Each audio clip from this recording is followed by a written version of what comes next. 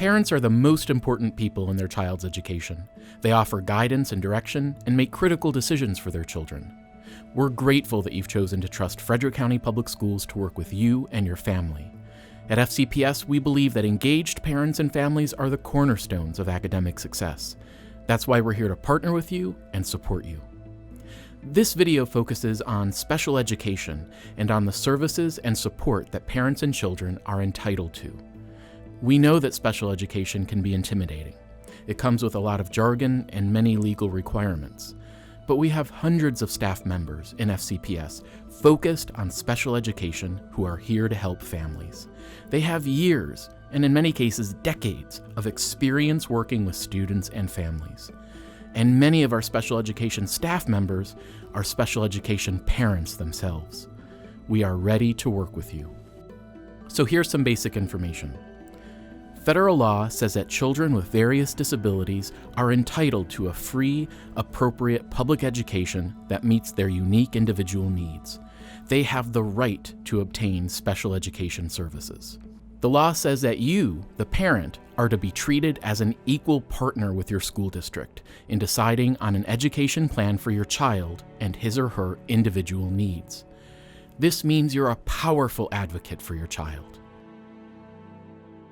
In Frederick County, we provide special education services to about 4,700 students from pre-K through age 21.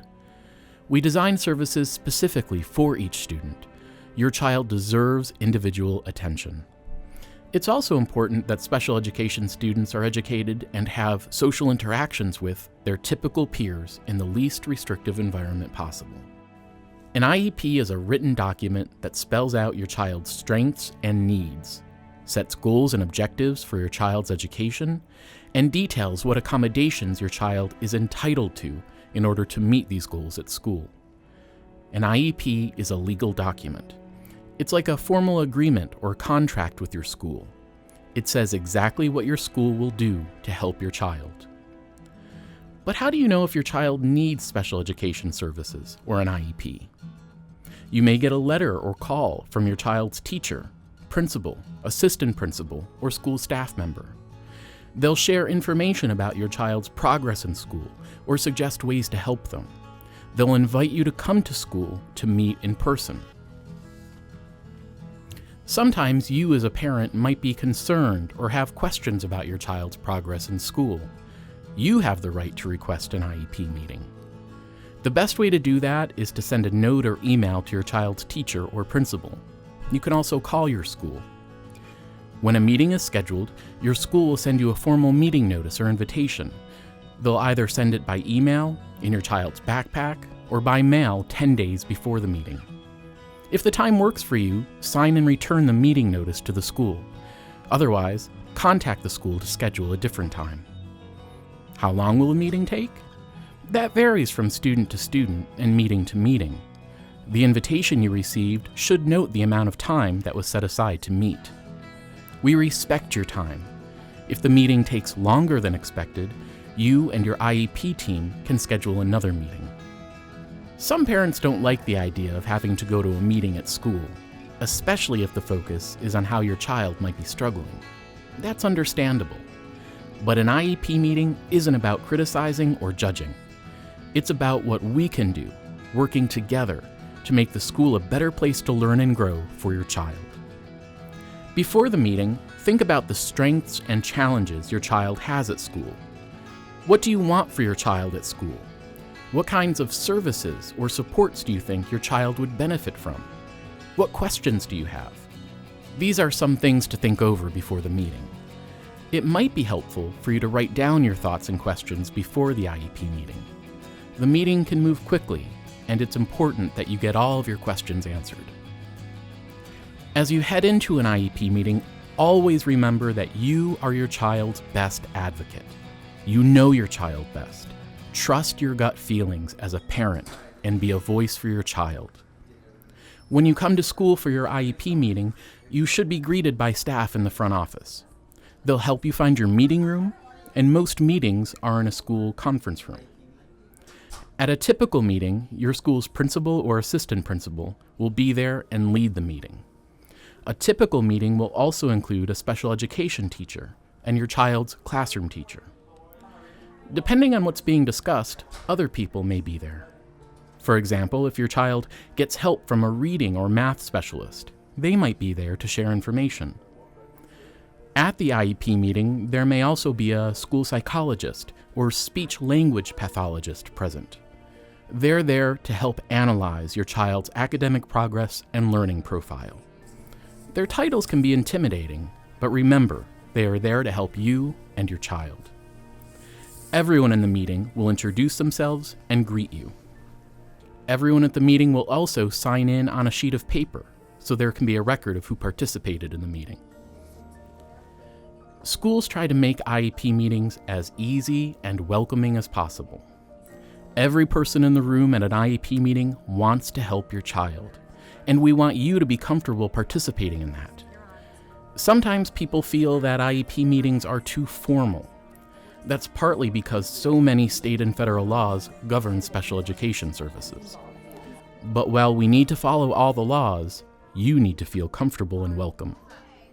Everyone at your IEP meeting and everyone who works for FCPS is committed to that. IEP meetings follow a meeting agenda. You'll get a copy when you arrive at the meeting, and you can request an agenda in advance if you want one. If there's something you want to discuss and it's not on the agenda, you can add it. Just ask. As the meeting starts, we'll give you a booklet that explains your rights as a parent. Know your rights and know how to be involved in your child's education. It's important that you understand your rights as a parent and your child's rights. It's the school's responsibility to ensure you understand, so ask for clarification when you need it. You can get your parents' rights booklet in advance of the meeting. It's online at fcps.org, or your school can send you a copy. After that, the person leading the meeting will start the discussion. The discussion might start with teachers in the room talking about your child's educational history and strengths and needs. Information shared at the meeting, including things like data charts and student work samples, should be sent home prior to the meeting so you have time to review the material. The discussion might also include talk about any disabilities that you or your school staff might suspect, and any tests or assessments that might help identify how to help your child in school. Finally, the discussion will focus on developing an IEP, the document that outlines your child's needs and the specialized instruction, support, and services to meet those needs. The discussion about IEP goals, objectives, and actions can be detailed. The school staff have valuable information about your child and his or her educational program. However, it is very important for you to share your perspective, your opinions, and your requests. You know your child best. And please don't be afraid to ask questions if there's anything you need to understand better. As the meeting ends, you'll receive information on how to give FCPS feedback about your IEP meeting and the process generally. We want to improve the IEP process for parents, and we need your help and input. Within 5 business days of your meeting, you'll get a document called IEP Team Meeting Notes that includes prior written notice. It explains all actions proposed in the IEP process, and it contains the notes from your IEP meeting. You may also receive other documents, such as an IEP document with the changes discussed at the IEP meeting incorporated into it. Review everything carefully. You have the right to add to meeting notes if you see something missing. You can also send an addendum to your school.